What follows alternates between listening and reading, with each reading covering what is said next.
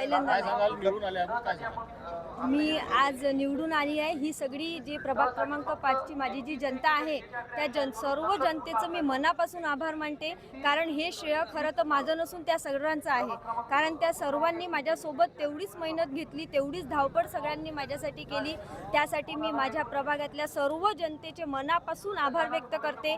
त्याचबरोबर भारतीय जनता पार्टीचे जे वरिष्ठ आमचे सगळे नेते मंडळी आहे त्यांचे सुद्धा मी इथे आभार व्यक्त करते, कारण त्यांनी जो विश्वास माझ्यावर दाखवला तो विश्वास मी आज साध्य करून दाखवला, याचा सुद्धा आनंद मला आज आहे। आणि श्रेय मात्र मी सर्वांचं भारतीय जनता पार्टी आणि माझ्या जनतेला देईल आणि माझ्या मिस्टरांना देईल। विकासाचं विजन काय असणार आपलं आता? विकासाचं विजन माझं असं आहे की मला महिलांच्या सक्षमीकरणासाठी खूप कार्य करायचे आहे। याआधी पण मी जेव्हा 2017ला निवडून आली तेव्हा सुद्धा मी महिलांच्या विकासात्मक दृष्टिकोनातून भरपूर काम मी त्यावेळी केलेलं होतं। आणि जे काही राहिलेलं माझं पुन्हा काही माझे राहिलेले कामं होते ते मला या 5 वर्षामध्ये आता पूर्ण करता येईल, याचा एक मोठा आनंद मला आहे। आणि माझ्या महिलांना माझ्यासोबत मला पुढे घेऊन जायचं आहे। माझं नाव सौ माधुरी सुहास ठाकरे, प्रभाग क्रमांक 5, Mahendra colony, new cotton market.